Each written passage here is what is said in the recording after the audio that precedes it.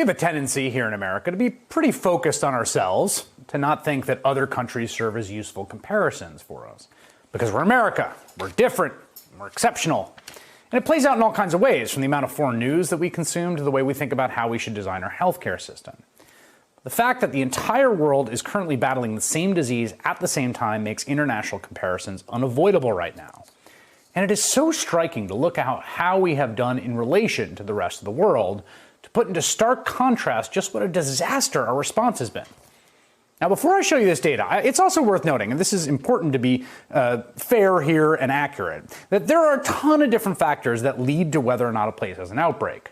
Genetic mutations in the virus that some people believe could lead to increased transmissibility. How much seeding an area got can also play a role. So it isn't totally exact, precise comparison about which country is better than the other. But in the aggregate, right? Take a step back. The United States is the world's biggest economy. It has less than 5% of the world's population and nearly 30% of the world's coronavirus deaths. So the smart people at endcoronavirus.org have been compiling data from dozens of countries over the past few months and have created graphs showing the daily new cases of COVID-19 with a 10-day average.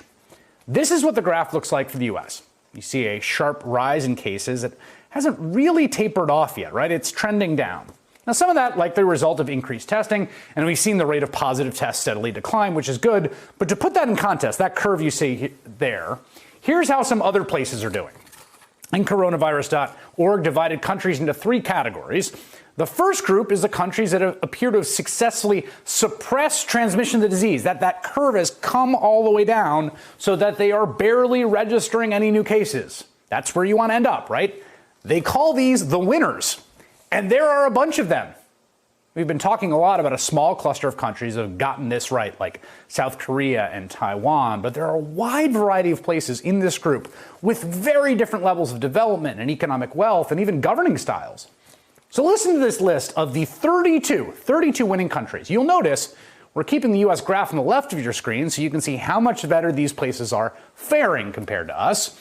We have Andorra, Australia, Austria, Bhutan, Cambodia, China, Croatia, Cuba, Djibouti, Estonia, Greece. Look at Greece. Greece is often criticized as a kind of governing basket case in Europe, and look how well they have done.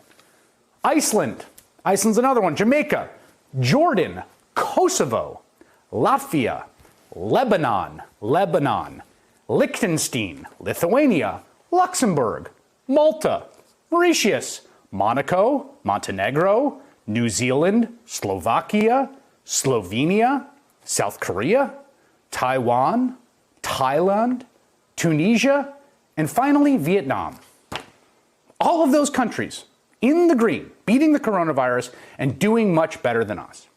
And the next group is countries that are nearly there. They're suppressing the virus, but they're still recording new cases. These are all the yellow graphs, right? You see a bunch of countries, particularly in Europe, that are there.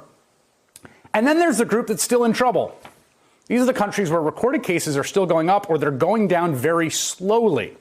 Despite the fact that the last week or two of data from the US overall is somewhat hopeful and things are moving somewhat in the right direction, we are still in the red. In a group that perhaps coincidentally also happens to include some of Trump's favorite world leaders, like Putin of Russia, Duterte of the Philippines, and Bolsonaro in Brazil. This crisis is, among other things, a kind of global test of governance. And it is just really hard to look at all the data and come to any conclusion other than that our leaders are failing.